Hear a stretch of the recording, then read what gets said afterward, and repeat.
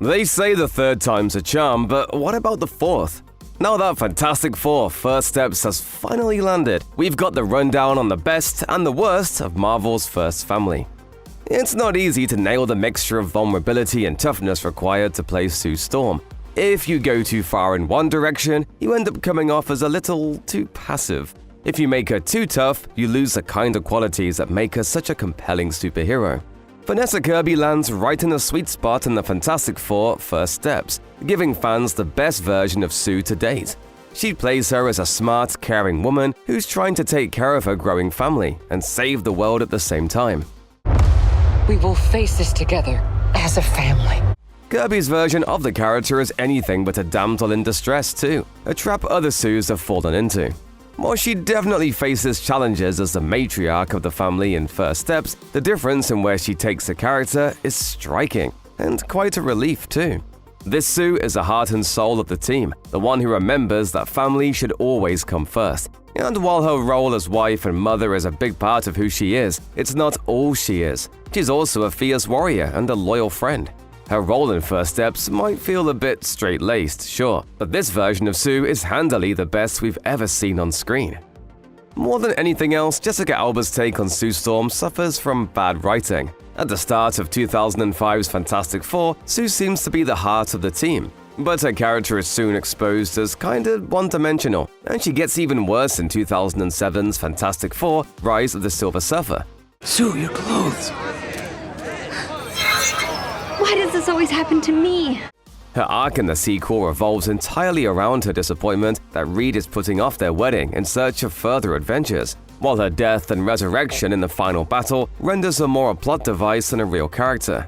It's both a disservice to Sue and Jessica Alba that the character doesn't get to do anything interesting with her time in the role. Every other character at least gets to show enough personality to make them stand out from the pack, but Sue only gets to nag or act as damsel in distress. And it doesn't help that Alba herself had a miserable time playing the part too. Famously, she almost quit acting following Rise of the Silver Surfer after being told to cry more attractively during her death scene. Most of the actors who've played Johnny Storm have done a decent job, but if we had to pick the best of a good bunch, it'd definitely be Michael B. Jordan. Jordan's performance of a guy who's always cool under pressure gives us a Johnny that's different from the rest. His Johnny is still a prankster, of course, and he has a lot of confidence, but this take is much more grounded than what we've seen elsewhere. It may not be saying much, but he's also by far the best thing about 2015's Fantastic Four. Jordan's Johnny also gets to show off his skills as an engineer in this version of the story, a rarity since he's so often portrayed as a party boy and a metalhead. Like all the other Johnny Storms out there, this character is loyal to his family above all else, a crucial element of the character. The difference here, though, is that Jordan knows how to reflect more than just that in his performance, making his Johnny, by far, the best of the lot. 1994's The Fantastic Four was never actually given a proper release. Thanks to the magic of bootlegging, however, the movie later emerged on the internet. And guess what? It's awful.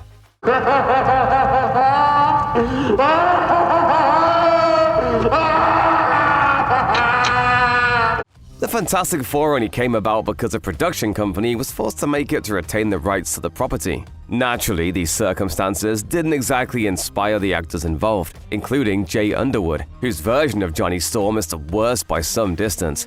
Johnny begins this version of the story as a kid living in a boarding house with his sister, Sue, and their mother. By the time the team has come together to become the Fantastic Four, Johnny has grown into a man, but his character hasn't become any more compelling. In fact, he shows practically no growth throughout the movie and adds nothing of note to the plot. By the time the credits roll, it's become clear that this Johnny was little more than a passenger along for the ride. The terrible, terrible ride. Only an actor as versatile as Michael Chiklis could nail down Ben Grimm, the ever-loving blue-eyed thing. It's clobbering time. In both Fantastic Four and Rise of the Silver Surfer, Chiklis manages to pull off Ben's vulnerability, wit, and physicality with aplomb. The Thing goes through a heck of a lot during these two movies, of course. He loses the love of his life, grapples with his own sense of self-loathing, and later falls in love with blind artist Alicia Masters. This is a story arc that's frequently repeated in adaptations of the team's origins, but only Chiklis manages to suck us into the romantic side of the character. Yes, he gives Ben a prickly exterior layer, just as Ben should have, Above all else though, he also makes him truly lovable. Michael Bailey Smith played the human Ben Grimm in 1994's Fantastic Four, but the Thing was played by stuntman Carl Ciarfalio, who donned a suffocating rubber suit for the role. Hey, what's going on? There's actually some charm in his pre-CGI performance, but not enough to stop this version of the Thing from being the worst to date. One of the main issues is that it's hard to understand what emotions Ciarfalio is going for every time he reacts to another character, a byproduct of the face being remote-controlled by a crew member off-camera.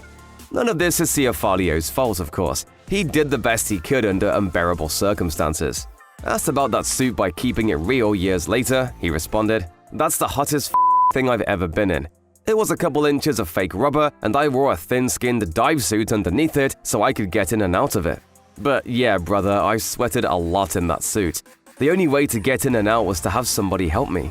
He went on to reveal that they actually made two heads, one for fight scenes and one that was capable of basic facial movements. He said, "I would do the dialogue and the only thing I could hear was vroom, vroom, vroom, you know, the sound of these motors going on in my head. And then they looped in Michael Bailey Smith's voice over the mouth movements." There's something truly unique about Pedro Pascal's take on Reed Richards in the Fantastic Four First Steps. While Ioan Gruffudd leaned on Reed's stoic scientific side and Miles Teller's played a more naive version of the character, Pascal hits the sweet spot between the two. He's mature enough to feel like a great scientist while also being joyful and wide-eyed. This is the kind of Reed who teaches kids about the wonders of experimentation while approaching his impending parenthood with lashings of anxiety. Pascal also balances Reed's gravitas with a real sense of human vulnerability, making him so perfectly well-rounded that you genuinely believe that a stretchy guy like this could exist in the real world. Are we safe? Yeah. I don't know. And crucially, he is also totally believable as the leader of the team. To date, no actor has better embodied the many sides of Reed Richards, from hyper-elastic hero and super genius to the most loving of husbands and fathers. Miles Teller's Reed Richards in 2015's Fantastic Four is a bad character, but it's not entirely the actor's fault. After all, it's hard to project all of Reed's wisdom and experience when you're playing a teenager version of him. Even so, this movie's take on a young Reed just doesn't resonate, whether he's carrying out scientific experiments in his garage, trying to woo his future wife, or fleeing from the law for some reason. And a lot of that comes down to gravitas. This guy isn't inspiring or even particularly heroic. In fact, he's just, well, kind of bratty. Say that again? Josh Trank's film also bungles Reed's development into the hero he's supposed to become. It doesn't feel like he's maturing even as the movie draws on. And the man we know at the end of the movie is barely more interesting than the one we met at the beginning. It might be the direction, Teller's performance, or something else entirely, but this Reed just never emerges from the shadow of Ioan Gruffudd's far superior version in 2005's Fantastic Four and its sequel. And he's certainly nowhere near as good as Pedro Pascal's. The late Julian McMahon most certainly understood the assignment when he took on the role of the Dr. Doom in Fantastic Four. His take on the character perfectly combines Doom's arrogance with his cold, calculating cruelty. At the beginning of the story, Victor Von Doom is basically Reed's boss. He represents all the evils of corporate America, pushing the team to their limits while compromising on their safety. And obviously, things only escalate from there. Victor, please. Call me Doom. McMahon projects malevolence in every one of his scenes, though he doesn't allow his version of Doom to lose every last shred of his humanity. Beneath this villain's hot temper lies a wounded man who's furious with Reed for his perceived failures. Just like the comics, this Doom believes he's superior to Reed in every single way, but there's an honest frustration that underlines his choices. In a way, he's almost too smart for his own good, and if that doesn't scream Doom, what does? If nothing else, Fantastic Four provides an interesting take on Doom's origins. In this adaptation, Doom goes with Reed, Ben, and Johnny to Planet Zero, and he's left for dead during the incident that gives the team their powers. But while this might have opened up a number of interesting paths for the character, Doom instead returns as a telekinetic monster who's inexplicably hell-bent on his revenge. And then there's Toby Kebbell's performance. Let's just say that if you can't project menace as Dr. Doom, then you probably shouldn't take on the role. The Earth is dying. Humanity had its chance. In fairness, Kebbell does have a decent glower, and he fills out a cape with panache. A talented actor, no doubt, but totally wrong for this part. Comparing the two big-screen versions of the Silver Surfer is like comparing apples and oranges. It doesn't help that one version is Norrin Rad and the other is Ciarfalio, meaning that they're two totally different characters. Nevertheless, Doug Jones and Laurence Fishburne take the crown for their dual performance as the morally conflicted Rad in Fantastic Four: Rise of the Silver Surfer.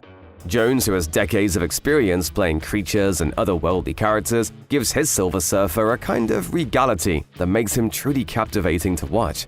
All that you know is at an end. What's especially great about Jones and Fishburne's version of the Silver Surfer is his moral conflict about serving Galactus. Yes, Ciarfalio goes through a similar conundrum in First Steps, but Fishburne's vocals really sell the torment of Rad's situation.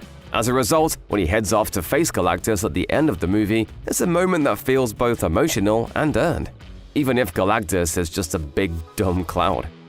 Yes, Julian Garner is the worst silver screen Silver Surfer, but only by default. Topping Doug Jones and Laurence Fishburne's take on the character was always going to be tricky, and Garner gives it a damn good go in the First Steps. Sadly though, we can't help but wonder if she was really the perfect fit for the part. Garner is hugely talented, no doubt, but her more measured line delivery often falls flat. The intent here is clearly similar to that of Fishburne, who nailed the weirder, inhuman side of the surfer, but Garner's effort comes off more cold and detached than alien. I herald Galactus. Still, she does great work selling her strange relationship with Johnny Storm, and she grows into the role nicely as Ciarfalio develops over the course of the movie. Like we said, loser by default, and default definitely doesn't mean bad.